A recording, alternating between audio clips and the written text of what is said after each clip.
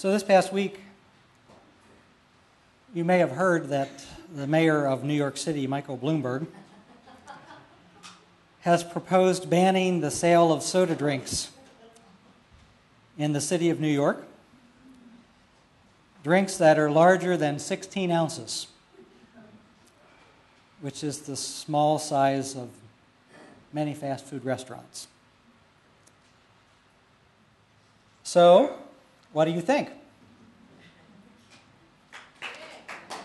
All right, hands up. How many think it's a good thing in the name of public health to ban the food and drink that's too unhealthy? How many think it's too much government intervention?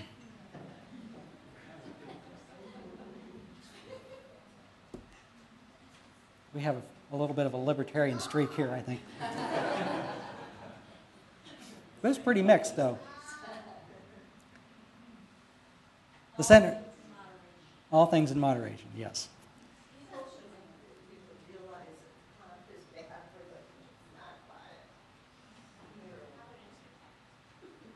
The Centers for Disease Control tells us that the average fast food soda today is 6 times larger than it was in the 1950s.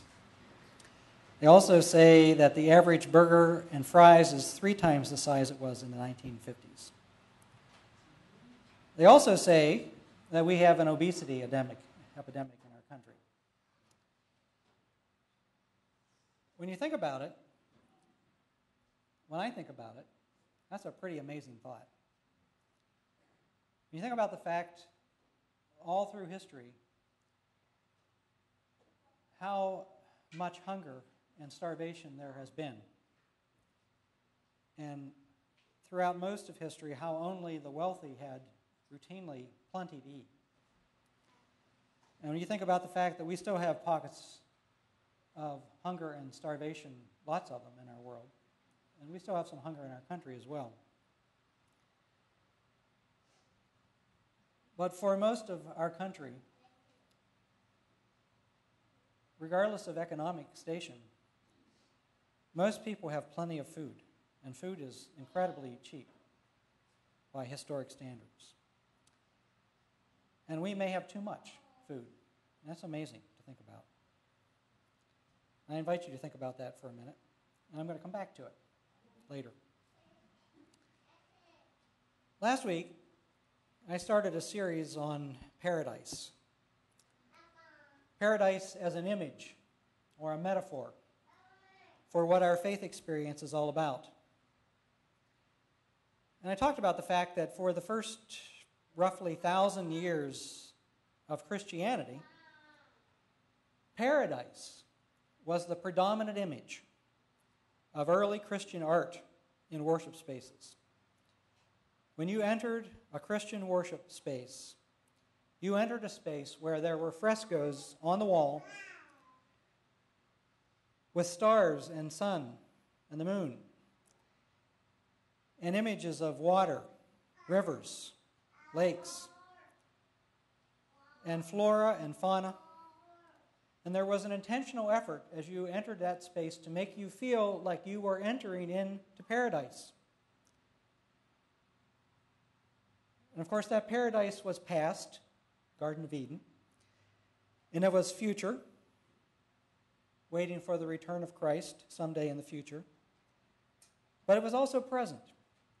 There was an intentional effort to make you feel that paradise was here, it was now. We lived in paradise. There was abundant life to be lived here on earth as part of community. And I said last week, of course, that the cross was a central part of the story of Jesus and one's faith journey. But it was not the predominant image of life in Christian life and community or in worship. The earliest surviving crucifix with Jesus on a cross was sculpted from oak around 960 or 970. It's known as the Garo Cross.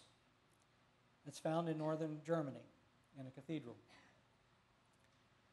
That cross, with Jesus on the cross, marks a turn in the imagination of Christianity from paradise to suffering.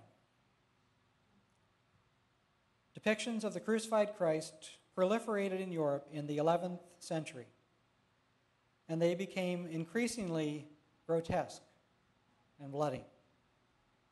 Scenes on the walls in the art now typically portrayed the torment of Jesus, the flogging, the crown of thorns,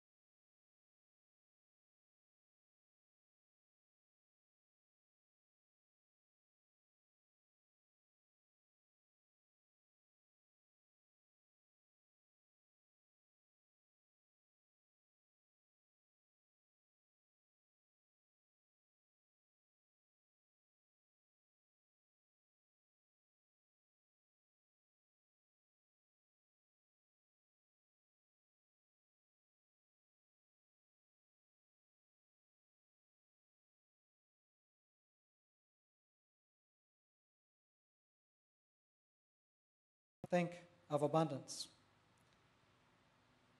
and be surrounded by images of abundance.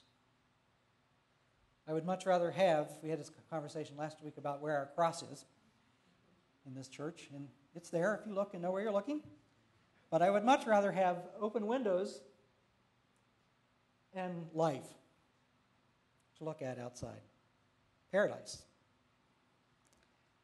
And I would much rather have that be the predominant image of our faith expression and experience. And I said last week, imagine the difference. And just try to enter into your imagination, use your imagination to imagine the difference between living in a world where you are greeted week after week after week with images of paradise, art on the walls, and reminded that you are participating in paradise, or then imagine being greeted week after week with images of suffering, sorrow, and the cross, and the difference.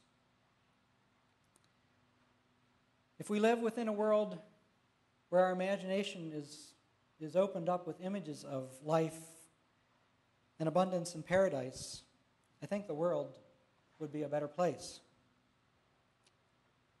And I think the ethical imperative, the difference is huge. Living out of fear of death and punishment, that you might actually burn in hell,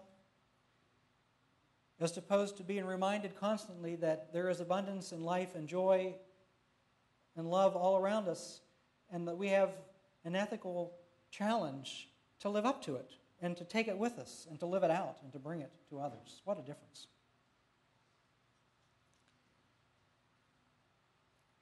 Do you know what is the most frequently told story in the Christian scriptures? Janet alluded to it. And that story, by the way, was a great story. It's a classic. This, It's coming. Patience, my son, patience. This story is the most frequently told story in the Christian scriptures. The apostles gathered around Jesus and told him all what they had done and taught. And he said to them, "Come away to a deserted place by yourselves and rest." For many were coming and going, and they had no leisure even to eat. And they went away in a boat to a deserted place by themselves. Now many saw them going and recognized them, and they hurried there on foot from all the towns and arrived ahead of them. And as he went ashore, he saw a great crowd, and he had compassion for them, because they were like sheep without a shepherd. And he began to teach them. And when it grew late, the disciples came and said, "This is a deserted place. The hour is late. Send them away so that we can go into the surrounding country and villages and find something for ourselves to eat." But he said to them, "You can give them something to eat." And they said to him, "Are we to go and buy 200 denarii worth of bread and give it to them to eat?" And he said to them, "How many loaves do you have? Go and see." When they had found out, they said, 5, and 2 fish. Then he ordered them to get all the people to sit down in groups on the green grass. And so they sat down in groups of hundreds and of 50s. And I've heard this told as this is Jesus the great organizer. Sit them down in groups of 50 and 100. I suppose that's there. Taking the 5 loaves and the 2 fish, Jesus looked up to heaven and blessed and broke the loaves and gave them to the disciples to set before the people. He divided the 2 fish among them all, and they all ate and were filled. And they took up 12 baskets full of broken pieces and of the fish. And those who had eaten the loaves numbered 5,000 men. So, assuming there were women there, it might have been 10,000.